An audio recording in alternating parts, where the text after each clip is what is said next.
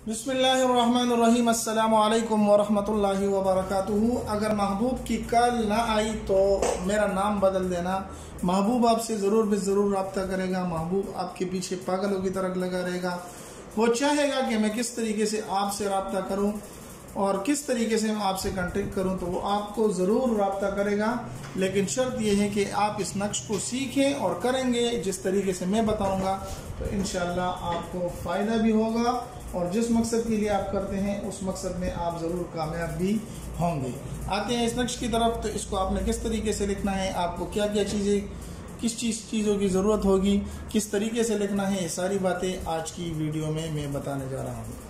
सबसे पहले आपने कागज़ और पेन ले लेनी है जो ज़रूरी है। कागज़ और पेन लेने के बाद आपने दूसरा काम क्या करना है, सुबह के वक़्त इस नक्श को लिखना है। सुबह के वक़्त, सुबह की नमाज के बाद सुबह के वक़्त नक्श लिखना है।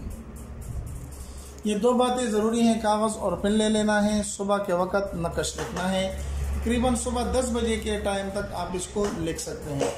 अगर कोई मजबूरी हो तो आप पूरे दिन में भी इसको लिख सकते हैं, लेकिन अमलियात की दुनिया में 10 बजे का वक़्त, इस वक़्त तक सुबह की नमाज से ये 10 बजे का वक़्त, ये बहुत ही अहम और बहुत ही कीमती वक़्त होता है।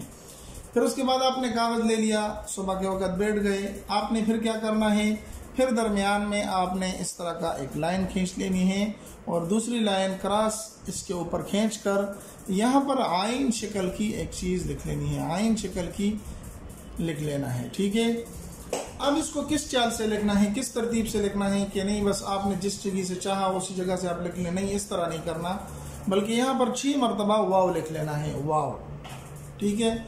उसके बाद आपने यहाँ पर 3, 1, 9, 1, 2, 7 और 2 लिखना है। यह मुकम्मल हुआ। फिर यहाँ पर आके 5, 7, 1, 1, 3 और 2 लिख देना है। फिर उसके बाद यहाँ पर 3, 3, 3, 3 4 मरतबा 3 लिख लेना है। ये नक्श आपका मुकम्मल हो जाता है। अब इसको आपने क्या करना है, इसको आतिशी नक्श कहा जाता है। इसको आग में जलाना है, लेकिन उससे पहले आप याद रखें कि आप जिसके लिए करते हैं तो यहाँ पर आपने महबूब का नाम लिखना है। महबूब का नाम यहाँ पर आपने लिखना है। इस जगह पर आपने महबूब का नाम लिखना है। साथ में अगर वालदा का नाम याद हो तो वो भी लिख दें। यहाँ पर महबूब का नाम और वालदा का नाम लिख दें और बिल्कुल आइन यहाँ पर अपना नाम और वालदा का नाम लिख दें।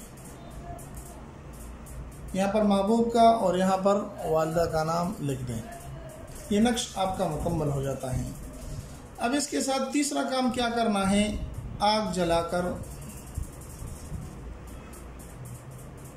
इसको आग में डाल देना है।